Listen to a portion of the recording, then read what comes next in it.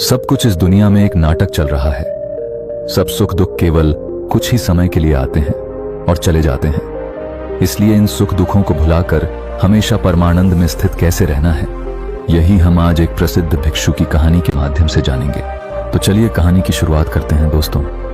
वैसे तो भगवान ने हम में से हर किसी को वह सब कुछ दिया है जो हमें मिलना चाहिए था, लेकिन हम में से कुछ लोग उसकी कदर करते हैं और कुछ लोग उसकी कदर कभी नहीं कर पाते। और कुछ तो ऐसे भी होते हैं कि उनके पास जो कुछ भी है वह उसका बखान करते थकते नहीं, यानी कि अपने मुंह से ही अपनी बढ़ाई करते कभी नहीं थकते। तो अगर आप भी उन्हीं में से एक हैं या फिर आपके मित्रों में से कोई एक ऐसा व्यक्ति है, तो दोस्तों आज की यह कहानी आपके लिए बहुत ही ज्यादा मजेदार होने वाली है। हालांकि थोड़ी सी लंबी जरूर होगी, लेकिन यकीनन आपको आपके सभी सवालों के जवाब जरूर मिलेंगे। बहुत समय पहले की बात है। एक राजा जिसके पास इतनी धन दौलत थी कि अगर वह हर रोज दान किया करता या फिर उसे बांटा करता तो भी उसकी दौलत कभी खत्म नहीं होती। एक बार उस राजा ने अपने जन्मदिन पर एक बहुत ही बड़ा महोत्सव रखा और सभी लोगों को उसमें आमंत्रित किया। राज्य के सभी लोग वहां पर आए हुए थे। जो लोग जो कुछ भी मांग रहे थे वो उन्हें दिया जा रहा था। लोग राजा की जय जयकार कर रहे थे, राजा की प्रशंसा हो रही थी। राज्य के सभी लोग कह रहे थे कि ऐसा राजा ना तो आज तक हुआ है और ना ही कभी होगा। यह सब सुन राजा भी मन ही मन बहुत खुश हो रहा था। वह फूले नहीं समा रहा था। तभी राजा ने अपने राज्य में आए हुए सभी लोगों से कहना शुरू कर दिया कि मेरे पास इतनी जमीन है कि मैं भी नहीं जानता और उसे कोई भी नाप नहीं सकता। मेरे पास एक ऐसा अभूतपूर्व है जिसमें कोई भी शत्रु कभी नहीं घुस सकता। मेरे पास इतनी धन और दौलत है कि अगर मैं उसे रोज लुटाना भी चाहूं तो वह कभी खत्म नहीं होगी, और मेरे बल के आगे कोई भी शत्रु अपने घुटने टेक देता है। राजा अपने बखान में लगा हुआ था। वह अपनी बढ़ाई कर ही रहा था कि तभी उस भीड़ में से एक फकीर साधु बाहर आया। उस साधु ने राजा से कहा, है राजन, तुम्हारे पास कुछ भी नहीं है, फिर तुम भला इतनी अपनी बढ़ाई क्यों कर रहे हो? मुझे तो लग रहा था कि मैं ही गरीब हूं, लेकिन तुम तो मुझसे भी ज्यादा गरीब निकले। इतने लोगों के सामने जब फकीर ने राजा से यह सब कहा तो राजा को क्रोध आ गया। राजा ने तुरंत ही उस फकीर को कारागार में डाल दिया। अगले दिन उस फकीर साधु को राज्यसभा में बुलाया गया और उस फकीर से राजा ने कहा, अब कहो तुम क्या कहना चाहते हो? इस पर वह फकीर साधु कहते हैं कि मुझे लगता था कि तुम्हारे पास धन दौलत ही नहीं है, लेकिन अब मुझे यह भी यकीन हो गया है कि तुम्हारे पास रत्ती भर दिमाग भी नहीं है। इस पर वह राजा और भी ज्यादा क्रोधित हो गया और उसने उस फकीर से कहा कि तुम हमारा अपमान कर रहे हो। हम चाहे तो तुम्हें अभी के अभी मृत्यु दंड दे सकते हैं। इस पर वह फकीर मुस्कुराने लगे और राजा से कहा, है राजन, किसी को कुछ देने के लिए हमारे पास भी कुछ होना चाहिए, लेकिन तुम्हारे पास तो कुछ भी नहीं है, तो फिर तुम भला मुझे क्या दे सकते हो? फकीर की इस बात पर राजा को और भी ज्यादा क्रोध आ गया। राजा ने कहा, अगर मेरे पास कुछ नहीं है तो फिर बताओ तुम्हारे पास क्या है, तुम मुझे क्या दे सकते हो? इस पर वह फकीर मुस्कुराने लगा और कहा, है राजन, मेरे पास जो कुछ भी है वह तुम्हें दिखाई नहीं देगा, और जो तुम्हें दिखाई दे रहा है ऐसा मेरे पास कुछ नहीं है। इस पर वह राजन कहता है, मैं समझ गया कि तुम्हारी दिक्कत क्या है। तुम्हारे पास कुछ भी नहीं है और तुम चाहते हो कि तुम्हारे पास धन हो, दौलत हो। तुम गरीब हो इसलिए तुम अमीर होना चाहते हो। तो ठीक है, तुम अपने घर चले जाओ और अब इसकी चिंता करना बिल्कुल छोड़ दो। राजा की इस बात को सुनने के बाद वह फकीर एक बार फिर मुस्कुराने लगा और मुस्कुराते मुस्कुराते वह अपने घर की ओर चल पड़ा। वह फकीर एक टूटी फूटी झोपड़ी में रहा करता था। जब तक वह फकीर अपनी उस झोपड़ी में पहुंचा तब तक राजा ने उस झोपड़ी में हीरे जवाहरात से भरे हुए कुछ थैले उस झोपड़ी में रखवा दिए। राजा मन ही मन यह सोच रहा था कि जैसे ही वह फकीर इतना धन देखेगा तो वह खुशी के मारे पागल हो जाएगा, और यह सब मैं अपनी आंखों से देखना चाहता हूं। इसीलिए राजा झोपड़ी के पास में ही छुपकर यह सब देखने लगा। कुछ देर बाद जब वह फकीर अपनी झोपड़ी में आया तो उसने देखा कि हर तरफ हीरे ही हीरे फैले हुए थे और उसके सोने के लिए भी कहीं पर जगह नहीं थी। इस पर उस फकीर ने उन थैलों को निकालकर अपनी झोपड़ी से बाहर फेंक दिया और अपने सोने के लिए जगह बनाई। उसमें से एक थैला जो बच गया था उसे अपने सर के यहां पर रखा और फिर उसी पर सो गया। राजा यह सब देखकर बड़ा ही आश्चर्यचकित था कि भला यह फकीर कहीं पागल तो नहीं है। इतने सारे धन के थैले रखे हुए थे, उसमें से उसने एक भी नहीं देखा। सारे के सारे थैले उठाकर उसने फेंक दिए, मानो वह धन की थैलियां हो ही ना। किसी ने कचरे की थैलियां वहां पर रख दी हों। यह सब राजा सोच ही रहा था कि तभी राजा के मन में एक और विचार आया। उसने सोचा कि लगता है फकीर कारहगार में रहकर थक चुका था, उसे नींद आ रही थी, जिस वजह से उसने यह सारी थैलियां उठाकर बाहर फेंक दी। लेकिन जैसे ही वह उठेगा तो इन थैलों के अंदर जब इतना सारा धन दिखेगा तो वह जरूर खुशी के मारे पागल हो जाएगा, और जो कुछ भी थैले उसने बाहर फेंके हैं वह भी उठाकर वह अपनी झोपड़ी में ले जाएगा। अब राजा उस फकीर के उठने का इंतजार करने लगा। देखते ही देखते एक पहर बीत गया। वह फकीर नींद से उठा और उसने देखा कि आसपास जो भी थैलियां बची हुई थीं उसे भी उठाकर उसने बाहर फेंक दिया, और साथ ही साथ वह यह भी कह रहा था कि यहाँ पर किसने इतना सारा कूड़ा कचरा डाल दिया है। उस फकीर ने अपने झोपड़ी की साफ सफाई की और फिर बाहर आगे की ओर चल पड़ा। यह सब देख राजा बड़ा ही आश्चर्यचकित था। वह सोच रहा था कि लगता है शायद इसे धन की आवश्यकता नहीं है, इसे कुछ और ही चाहिए, जिसके पीछे इस दुनिया के अधिकांश लोग पागल हैं, और वह सब कुछ चाहिए। राजा ने उस फकीर के आने से पहले उसकी भी व्यवस्था उस झोपड़ी में करवा दी और फिर फकीर के आने का इंतजार करने लग गया। कुछ समय बाद जब वह फकीर वापस आया, अपनी कुटिया में अंदर की ओर प्रवेश किया, तो उसने देखा कि कुछ लड़कियां फकीर का इंतजार कर रही थीं, जो बिल्कुल जवान थीं, जिनके अंदर यौवन कूट कूट कर भरा हुआ था। वे सभी अपनी अदाओं से उस फकीर को लुभाने की कोशिश करने लगी। तभी फकीर ने उन सब की तरफ ध्यान से देखा और कहा, बेटियों, तुम सब यहां पर आए हो तो खाना खाकर जाना, मैं सभी के लिए खाना बनाता हूं। उन फकीर ने सभी के लिए भोजन बनाया और सभी को भोजन भी खिलाया। वहां पर उपस्थित जितनी भी लड़कियां थीं, अब उनके पास कहने के लिए कुछ नहीं रहा था। तभी उन फकीर ने कहा कि हमारा मन साफ होना चाहिए, तन से कुछ नहीं होता, और हमारा मन तब साफ होगा जब हमारा मन स्थिर होगा। मन की चंचलता हमें लूट लेती है, हम भटकते हैं और सिर्फ भटकते ही रह जाते हैं। लेकिन अगर मन शांत होगा, स्थिर होगा, तो हम उन ऊंचाइयों को पा सकते हैं जिसकी आपने कभी कल्पना भी नहीं की है। सभी लड़कियों ने एक एक करके उन फकीर का आशीर्वाद लिया और वहां से चल पड़ी, मानो वह सभी लड़कियां अपने पिता से मिलकर घर वापस जा रही हों। राजा यह सब देख रहा था और उसे यह सब देखकर बड़ा ही आश्चर्य हुआ। राजा एक बार फिर से सोच में पड़ गया कि आखिर इस फकीर को क्या चाहिए। इसने धन नहीं लिया, इसने उन स्त्रियों को भी खाना खिलाकर भेज दिया, तो फिर ऐसी कौन सी चीज है जो इस फकीर को खुश कर सकती है, जो इस फकीर को चाहिए। बहुत देर सोच विचार करने के बाद राजा के मन में एक और नया विचार आया, और वह सोचने लगा कि एक ऐसी चीज है जिसके लिए लोग परेशान रहते हैं, जिसके लिए लोग षड्यंत्र भी रचते हैं और जिंदगी भर इसे पाने की कल्पना करते रहते हैं, लेकिन यह सबके भाग्य में नहीं होता। यह सब सोच विचार करने के बाद राजा फकीर की झोपड़ी में चला गया। फकीर ने जैसे ही राजा को देखा, उसने राजा से कहा, है राजन, आइए, आपका स्वागत है। इस पर राजा ने कहा कि मैं आज आपको एक उपहार भेंट करने आया हूं, और यह उपहार ऐसी चीज है जो सबके भाग्य में नहीं होती। यह कुछ ही लोगों को मिल पाता है। इसके लिए लोग लड़ते भी हैं, मरते भी हैं और षड्यंत्र भी करते हैं, और फिर भी यह उनके नसीब में नहीं होता। राजा ने अपना मुकुट निकाला और उस फकीर के सर पर रख दिया और कहा कि आज से आप इस राज्य के राजा हैं। इस पर वह फकीर मुस्कुराने लगा और कहा, है राजन, आप खुद इतने कंगाल हैं कि आपके पास ले देकर के बस यही तो एक चीज बची हुई है। अगर आप वह भी मुझे दे देंगे तो भला आपके पास क्या बचेगा। इस पर वह राजा और भी क्रोधित हो उठा।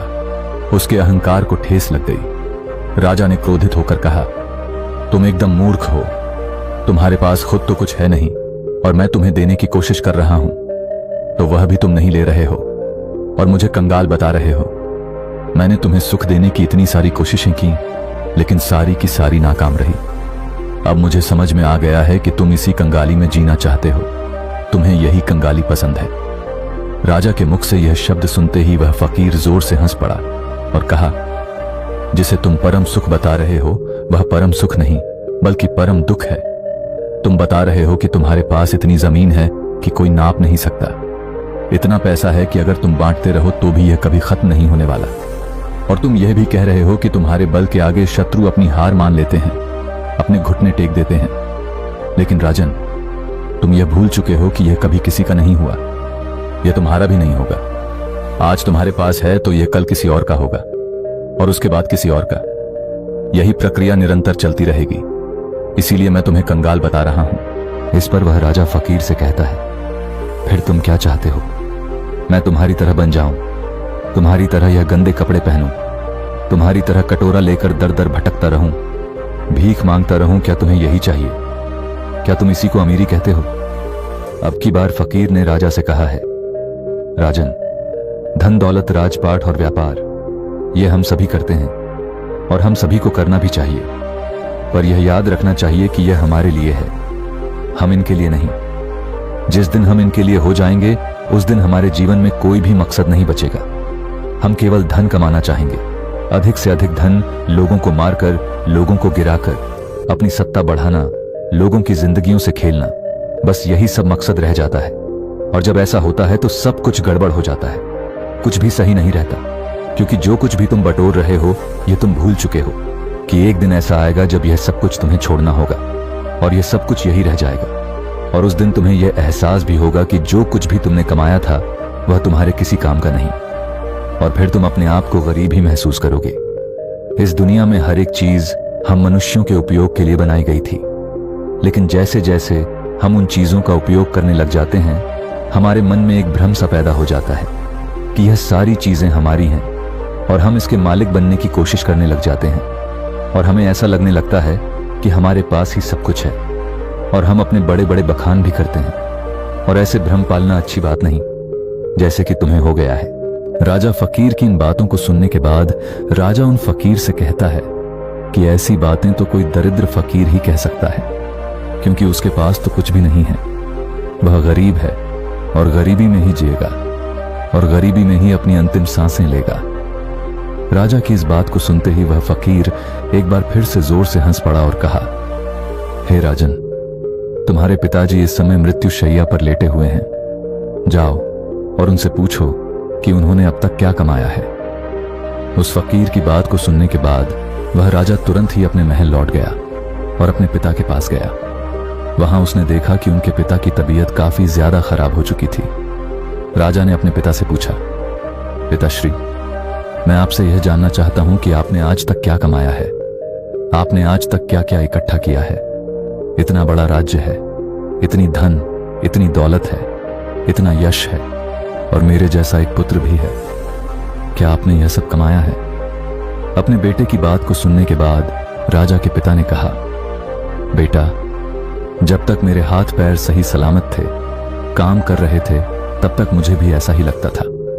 लेकिन आज जब मैं इस हालत में हूं और मुझे यह भी पता है कि बहुत ही जल्द मैं मृत्यु को प्राप्त हो जाऊंगा, तब मुझे ऐसा लग रहा है कि जैसे आज तक मैंने कुछ भी नहीं किया।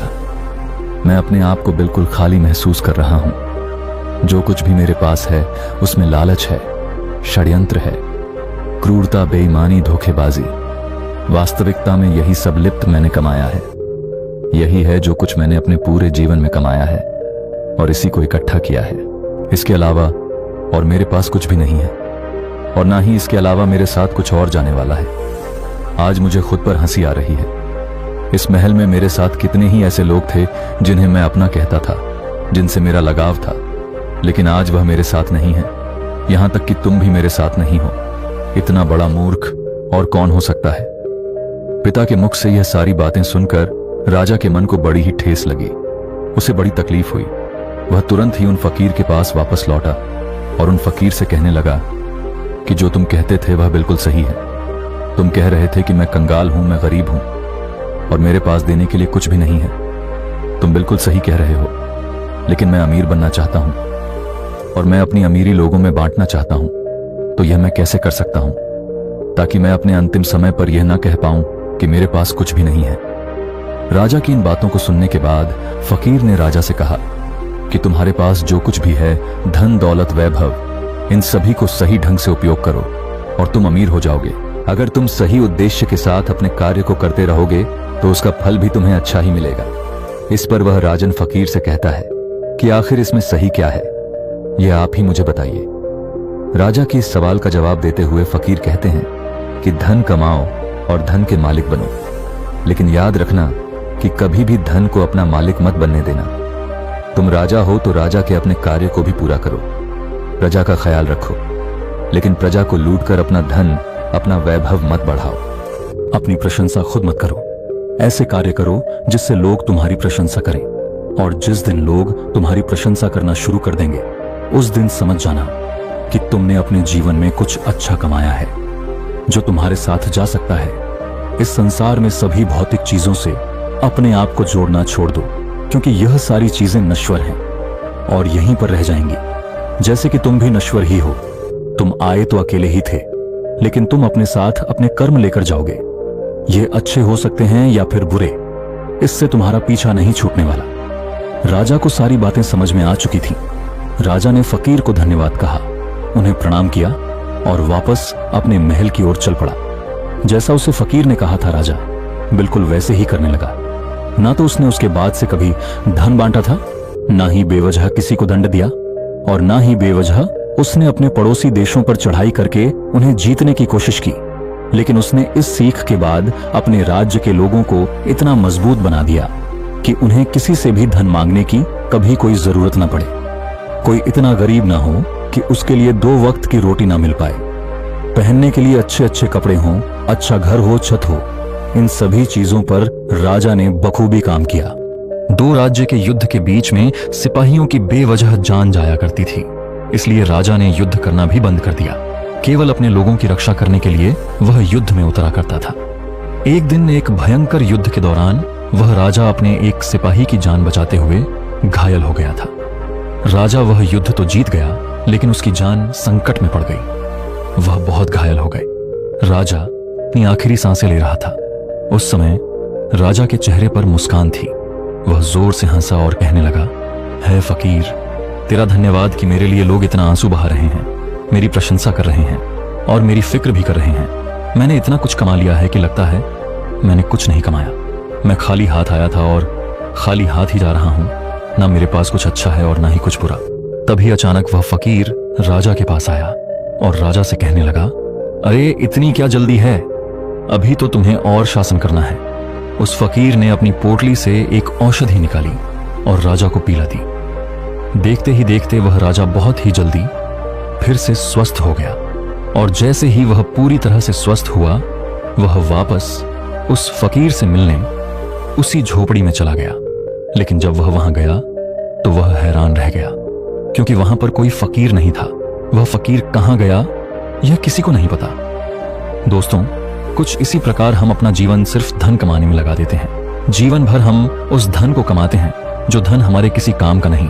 हम ऐसी ही चीजें इकट्ठा करते रहते हैं और आखिर में अंतिम समय आने पर हमें यह एहसास होता है कि हमने सब कुछ कमाकर भी कुछ नहीं कमाया और हमारे साथ सिर्फ हमारे कर्म ही रह जाते हैं।